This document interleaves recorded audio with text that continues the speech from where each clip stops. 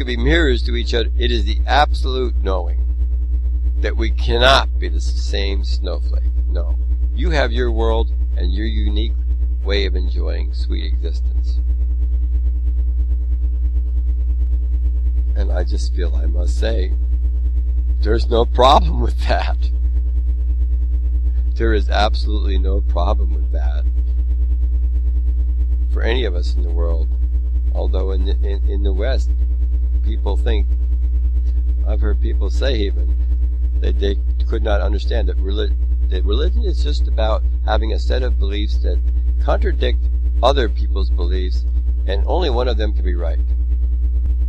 It's about competition, membership. Well, in the Hindu philosophy,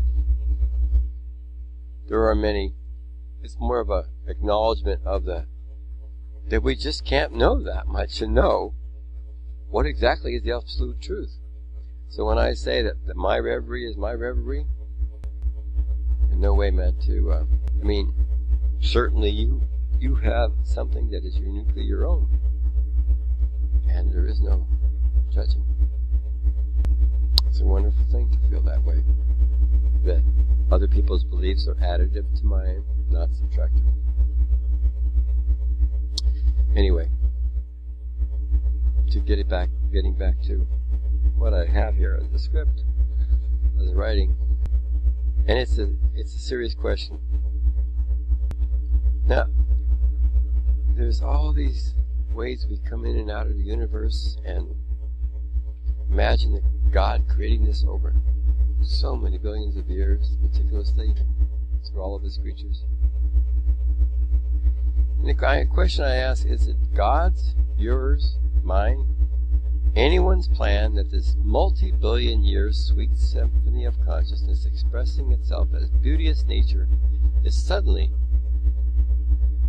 in eternal time, compared to eternal time, only within the last second or two, which is the period that humans have come onto the earth, to be stomped, crackled, and crashed by the caterpillar boots of newbie humans, the skin-bound ones.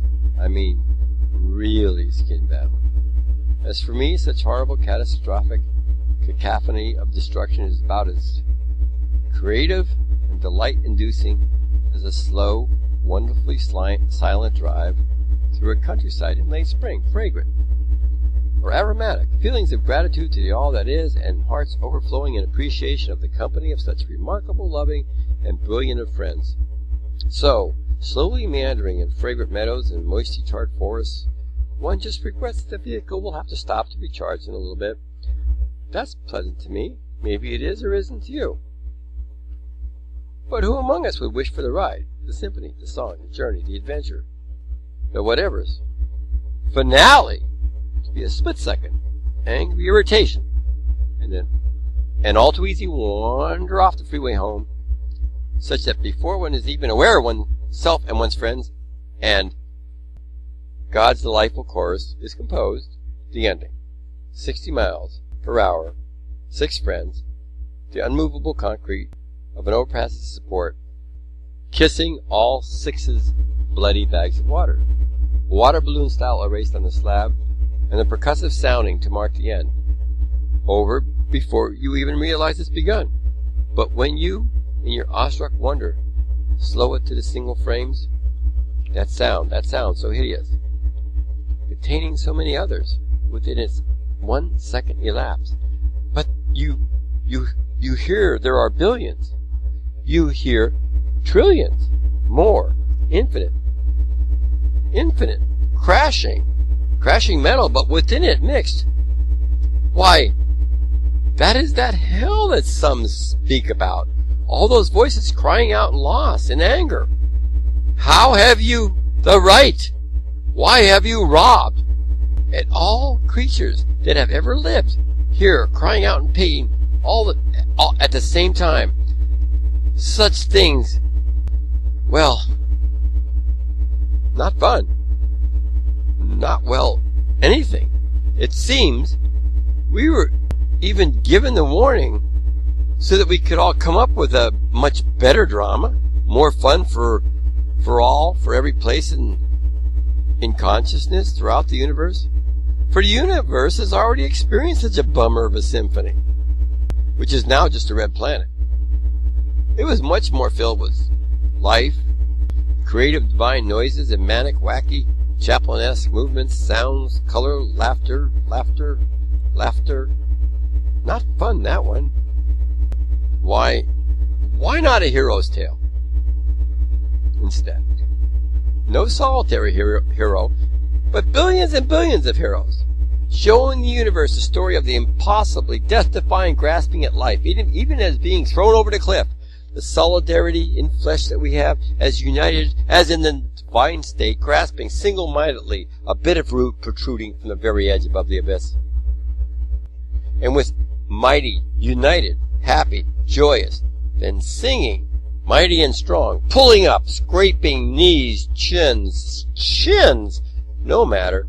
Such incredible unity of peoples around the globe as hasn't been seen since the time before that tower, the time called Babel, when flesh decided to really stray from remembering and to really become solitary and alone, creating the darkness, which the light is so much sweeter by, creating the horrible, endless times of struggling, of violence, of ego over ego, with no one hearing, no one listening, but everyone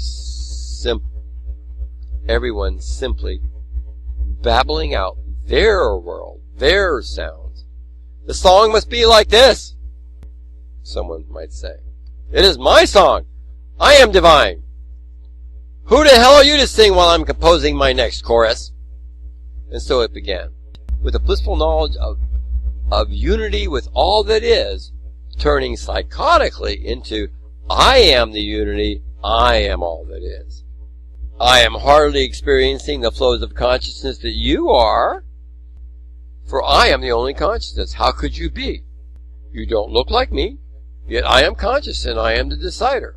So since I look like this, and I act, and you look different as I look compared to a pile of rubble, so you must not feel. You must be props for me to use. And yet you jabber on, even as I am thinking evermore, always thinking. I can't stop this thinking. I don't remember the world too well. That must be the price of being the only real, living, existing thing here. So it went. I don't know why.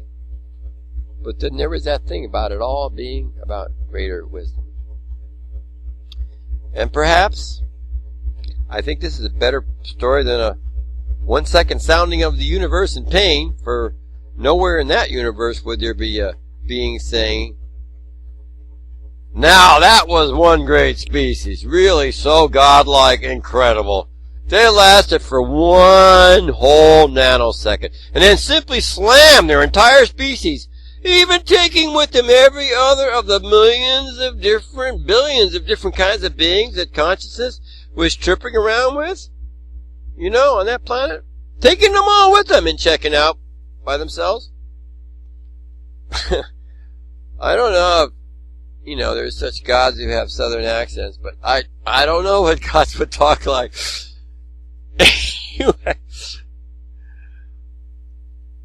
But they certainly wouldn't talk like me. No, I don't think there'd be any God in the universe that would see it that way as being any more entertaining or enlightening than the shortest of all short stories about a man who walked across a busy freeway. Cleverly he avoided every car. He got increasingly adept and nimble. In his happiness he jumped to safety and stabbed himself to death with a knife. I told you, pretty dumb story. I'd rather see people becoming the best humans that have ever lived on this planet at one time and working together, not knowing even if they would make it, but knowing that the laughter of children depended on it, that laughter of children would be never again. And in fact, who can say that it ever existed really?